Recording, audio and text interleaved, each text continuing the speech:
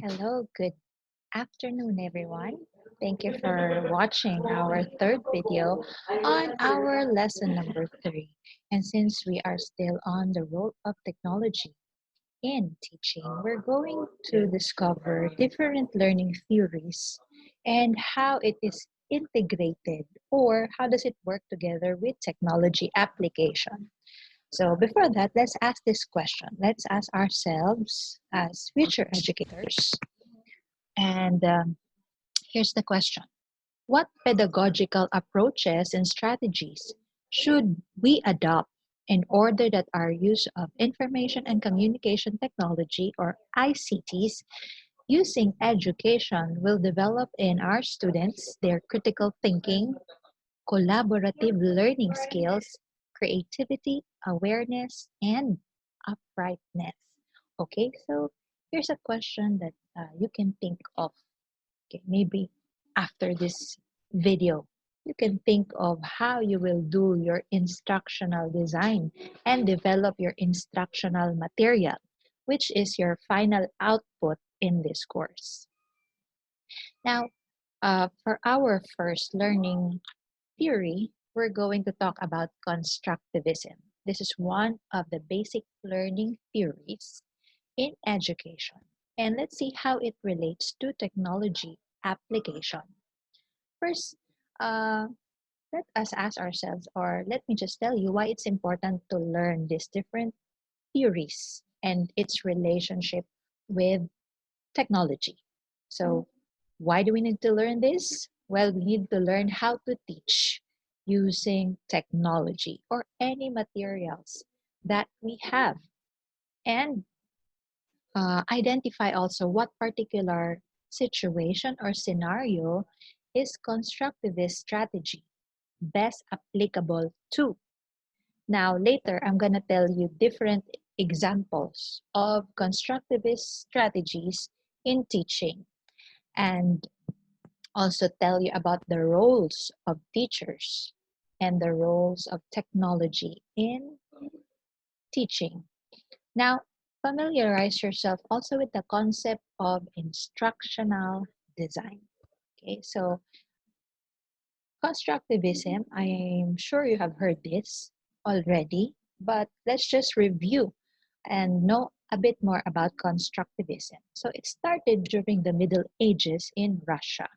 During that time, teachers encouraged or motivated students in arts to create something out of their own ideas, concepts, interpretations about a certain issue or phenomenon. It could be any positive, good, or negative issue, and then they would reflect it in their artworks, or that includes how they feel about the issue, what they understand about the issue, how they see it or perceive things. So the term constructs, okay, refer or was used to refer to the students' freedom to select the themes of their painting. So it's not something that the teacher um, parang dictated. They are free to create something out of their reflections, interpretations, and ideas about a certain knowledge they gained or isang news or issue that they have learned about. Okay, so this strategy connotes that students are active participants in making their own learning at hindi lamang po passive recipients of lectures and instructions from their teachers. So although this is learning by doing, it doesn't mean na walang lecture and instruction. It's just that may pagkakaiba sa approach ng constructivism in um, teaching them how to learn. Okay, so here's a brief history of constructivism as a learning theory. As I've mentioned, it started in early 1900s or in the Middle Ages. Now, um, during that time, okay, community and social interaction help us learn to make meaning of the world around us. So nag-start yung concept na yon in 1930s by Lev Vygotsky in Russia. And then from what we gain from others, from the community. Um, it's stored in us, okay, habang tumatagal, then we develop or na-enrich yung knowledge na yun that we have. Then our conceptions, our perceptions, okay, ay nagbe-build up or dumadami, na-improve until we also need other learners and other teachers to support us in our learning. Then, dumating ang social constructivism. This is where knowledge is considered as an active process, okay, of constructing knowledge. Cognitive, which refers to mental, okay, mental abilities, then combined with guidance, with developing the skills, collaborating with others, guidance from the teachers, results to this active process of learning. Pag sinabing social, so together with other people. Then now at present, digital media is also utilized in constructivism. So later, we're going to discover the different functions technologies serve in constructivism. Okay? Now, in education in general, this learning theory called constructivism tells us that learning is active. It's an active process. So let me repeat that it's an active process. So before I do this lecture, ay may module akong binigay sa inyo at may activity doon. So nauna na kayong nag-process ng information ng tanong ko sa inyo about constructivism. So that's part of active learning. Hindi agad ibibigay sa inyo yung concept or principle. You are going to discover yourself the meaning of constructivism. But here, I'm telling you about the general concept of constructivism in education. It includes learning through experience, through interacting with others, with yourself, and within yourself, with your professors, with your teachers. And um, in constructivism, the role of teacher is still important. Pero may different role siya. Rather than taga-lecture lang, the teacher acts as a facilitator in the process of gaining knowledge. So, may dinidesign siya, may ginagawa siyang process or guidance sa estudyante. And in constructivism, students are not to accept all information and knowledge. Ibig sabihin, hindi lahat na natanggap mong information all throughout the years, hindi lahat na nakita mong post or article on the internet, you will accept that as you mature, you learn that there are false and true information, and you learn to analyze, evaluate data that you get, and um, your knowledge is being enriched through these years of learning. Now, in constructivism as well, students are free to choose the information which serves best which serves your own purposes best. So in your case, as education or elementary students, very much, kumbaga, mahalagang malaman mo itong information na ito as you will design, you will facilitate, and you will organize your lessons. So as I mentioned earlier, that will be your final output in this course. You will be making an instructional design, okay, using the learning theory or theories na gusto mong i-adapt in your class, and you will be developing your instructional materials as well as evaluate if it's effective or not.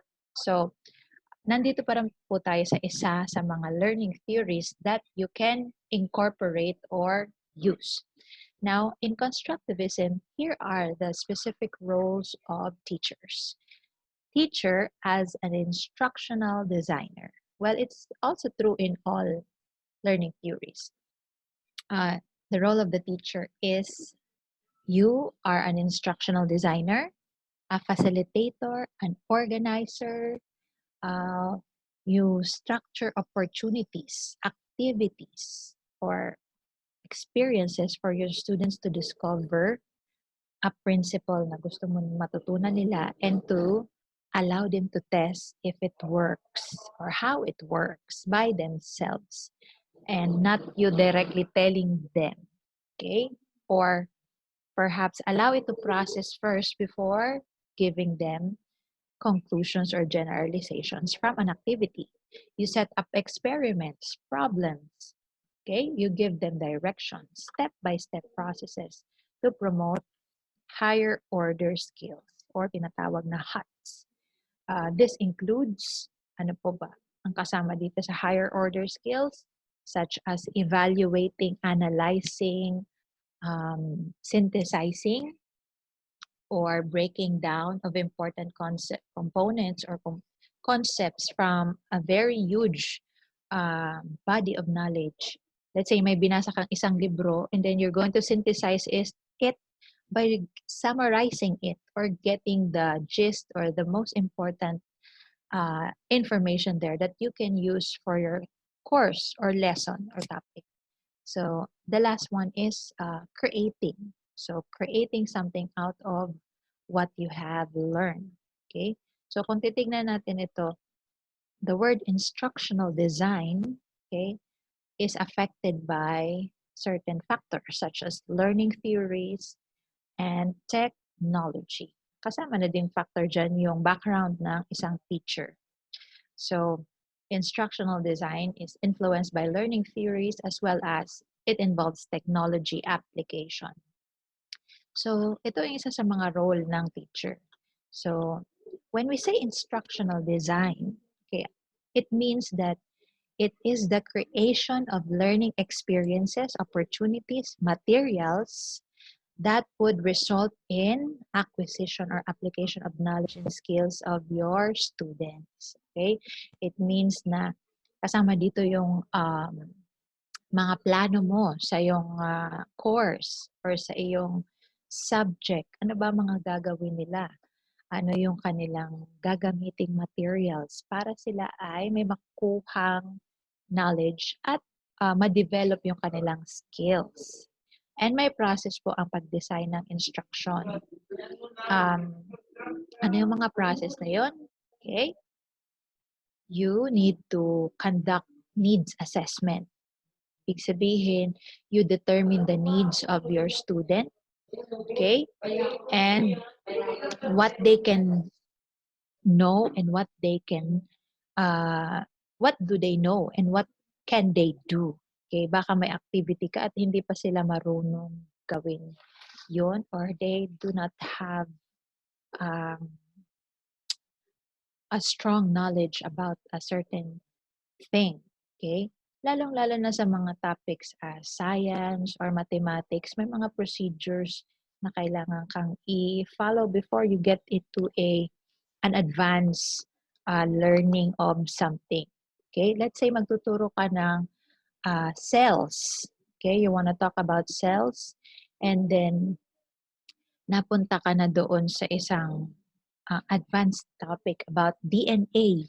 Kaya lang, wala pa silang background about sa genetics or something. So, kailangan mong i-assess muna. May mga pre-test for you before you do or proceed with your planned activity or course of discussion. Then, another is you create your course design and develop your instructional materials. Kasama dito yung presentation materials, yung guidelines, handouts, and others. And of course, an instructional designer is responsible for evaluating the lesson and assessing what the students have learned at kung may nagbago ba or may na-adapt sila from your course. Okay? So, ito yung, in summary, ito lang naman yung finalo nating model, the ADDIE model. And this is often used in college, in high school, and in other educational curriculum. So analysis, design, development, implementation, and evaluation of instruction. Now for you, as a teacher, gagamit ka syempre ng technology. Now what is the role of technology in your teaching? And how can your students best use technology? For what purpose? Okay, so as you discover the different functions of technology, so you will allow yourself to recall kung paano ito ginagamit ng inyong mga teacher ngayon in our flexible learning. Now, for constructivists, okay, technology serves different purposes. It can be a tool, productivity tool, a learning tool, a delivery vehicle for content, a facilitator of thinking and knowledge construction.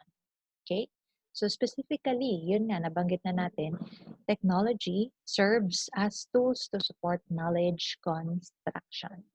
So it serves for representing learners' ideas, hindi lang learners, not teachers' ideas, as well as learners' ideas, understandings, and beliefs. So when you make your own report or presentations, you are actually presenting, okay, your ideas, understanding, and belief. Pero pag yun ay copy-paste lang, okay, and you did not do your own processing of information, hindi magre-reflect doon yung sarili mong idea and understanding. So, I encourage you to utilize technology as a tool to support knowledge construction and not an avenue for you to copy-paste others' ideas. Yan. So, technology can also be a support for knowledge construction if you produce organized multimedia knowledge bases. Yan. So you can make your infographics and other organized presentations, materials na magagamit mo for your review, for your study, and for your presentation. Next is technology as information vehicles. Okay, so ano na to, kumbaga self-explanatory. These are, the technology is your way to access more information, your needed information. If you have a book, a textbook, maganda din po yun. Kasi ano na siya, mas organized than what you find in Google search. So, textbook and other materials, handouts, present also, may soft copies din sa online, provide you more organized information. And you can access all of these na freely. So, yan. Next is technology as context to support learning by doing. Okay, so ano ibig sabihin nito? You can use it for representing and simulating meaningful real-world problems, situations, and contexts. So technology using apps and other programs will be able to help you create mga scenarios or simulations na may a-apply mo yung knowledge mo about a certain concept na tinuro sa'yo. So specifically, let's say you wanna practice speaking, oral communication. Then what can you do? You can record yourself, upload your video, and allow people to, comment or constructively criticize your presentation. So by doing that, you are simulating a real world teaching experience. So hindi ka man makapag-teach face to face, you can recreate a scenario wherein you can do that. And ano pa, let's say you are may mga simulation activities kami before, yung interviews. So before ginagawa natin yung face to face during job interviews, but even before that, your teachers can create a simulation activity wherein you are being interviewed as if it's a real world job interview. So pwede kayong gumawa ng mga ganong activity. And ano pa? For representing beliefs, perspectives, arguments, and stories of others, for defining a safe, controllable problem space for student thinking. So may example ako sa inyo niyan mamaya. Another role of technology is it's a support or social media social medium to support learning by conversing. So that's very important nowadays. You collaborate with others using social media. And next is technology as intellectual partner to support learning by reflecting. Mahalaga din pala that you talk about your activity, what did you do, why did you do that, uh, how would you benefit from that? So you reflect on the activities that you do, and you can do it kahit na nasa flexible setup tayo of learning. And yung mga roles na yun, I'm gonna give you specific examples, okay, on how you're going to apply it. So kapag in constructivism, okay, project work is one of the form of constructivist learning. At kung manonotice nyo, maraming mga teachers ang gumagawa nito. Learning by doing. Okay, so I'll give you specific examples here. Okay, ano yung application or role of teacher as well as technology application for you as elementary teachers? Okay, here. So, let's say when you are already teaching, gusto mong turuan ang mga elementary students ng pagsusukat or to measure lengths. Now, if you are a constructivist, you are going to, let's say, present a problem to measure a flower. Let's say gumamela. So instead of telling them how to use, or instead of telling or showing them a ruler, you will allow the students to reflect and to construct their own methods of measurement. Okay, you can provide them with the materials, but you will allow them to do it themselves. So that's an example of constructivism in teaching. Okay, so students already, let's say, may alam na sila, and then you allow them to practice it. And by providing them also materials on how they will learn how to make use of mga methods of measurement. Next is, since it's active, okay, let's say you want to teach English or Filipino. So, gusto mo silang turuan magsulat or matutong maging magaling sa English or Filipino, then you will set aside for a time each week for them to write. So, pwedeng mag-ano ka sa kanila ng notebook for writing. Yan. And then, you will not, instead of allowing them to memorize grammatical rules, or yes, you're going to teach about the grammatical rules, you're going to allow them to practice that by what? Giving them writing sessions. So the emphasis is on the content and getting ideas rather than memorizing grammatical rules. So that's what you do. And by practicing that, you allow them to what? Practice and yung fluency nila in English or in Filipino mas na-enhance when they write, when they do it themselves, rather than just memorizing grammatical rules. Okay? Then, students may also be allowed to work with others. So, they serve as editors. Sila mismo, they, what do you call this? They correct their grammars, yung classmates, sinulat, pwede silang maging editor. Yan. Okay, next is reflective. Okay, so ano tong reflective? So since students in constructivism, students control their learning process, and it leads to reflecting on their experiences. So let's say meron kayong, alam ko ginagawa to sa iba't ibang subjects, so social science, values, personality development courses, yan. So you allow the students to keep their journal. Pwede ding scientific journal if they do experiments so that they can reflect on their learning.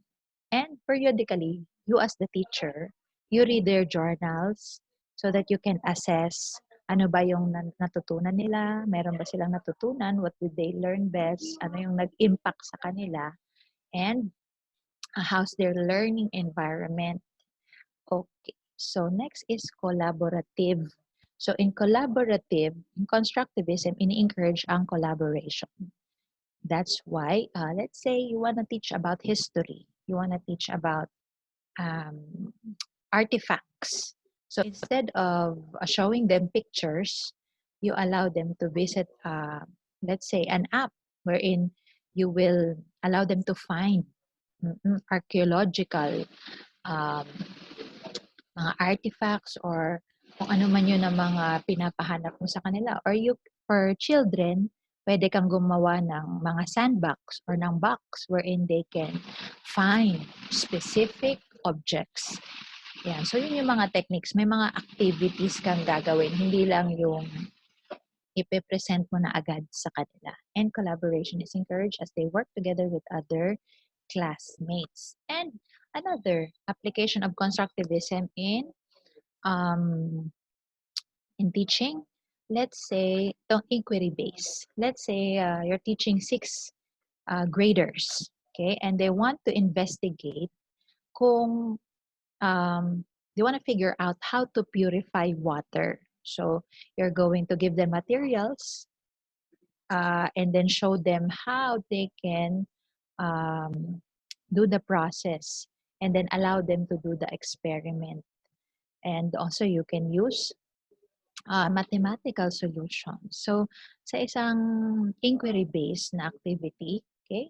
So they're solving problems, they ask questions, ini-investigate nila, and they use variety of resources to find solutions and answers. So they can use their textbook, YouTube videos, and others para ma-explore nila yung topic and then draw conclusions. And their exploration will lead to more questions. That's why inquiry-based.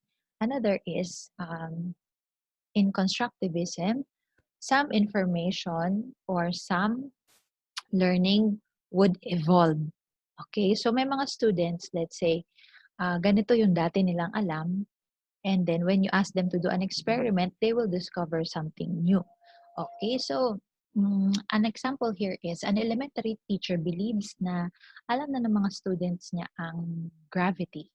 So the teacher decided to create an environment wherein they can discover or explore different objects with different weights, and then nag-provide siya ng video, ikwento niya yung story ni Galileo and Newton, and then after the discussion on theories about falling, ay pina-replicate niya, pina-roleplay niya yung Galileo's experiment. And then after that, okay, they were able to discover, okay, na objects pala, okay, of different weights actually fall at the same speed. Kaya lang, surface area and aerodynamic properties can affect the rate of fall. So after the experiment, the videos, after using the material, students will have yung information nila or your learning nila may evolve. Okay, let's say the new information matches what they previously learned, then it's consonant with their previous knowledge. Pero kung hindi match yung natutunan nila from the experiment and then the discussion, then itatanggalin nila yung mga hindi relevant or incorrect information that they previously learned. And the third is, kung yung information doesn't match previous knowledge, i-ignore ng mga students. So, baka hindi nila ma-absorb kasi wala naman silang previous knowledge about gravity. Okay, so it's important for us to make the new information or discussion match with their previous knowledge or at least correct. Wag yung i-ignore. Okay, depende kung yun ay hindi talaga useful for our students. So as teachers, we're going to select lessons or topics which we serve best or may matututunan talaga or magagamit ng ating mga students in their in their day-to-day lives. Yan. That's one purpose of constructivism, that they will learn through experience so that that experience will help them or improve their day-to-day lives. So here are two questions for you to answer and comment below if you have some answers to these questions. So pag-isipan ninyo as future educators, okay, what areas of knowledge do you think would be best taught or learned through a constructivist approach? And yung pangalawa, what areas of knowledge do you think would not be appropriately taught through a constructivist approach? Okay, so pag-isipan nyo muna yan, and then you can comment below if you're ready. So I'll see you class on Thursday, and please be ready with your notebooks. And for those who are not able to submit yet, Module 3 answer sheet, please PM me. Okay, thank you. Bye.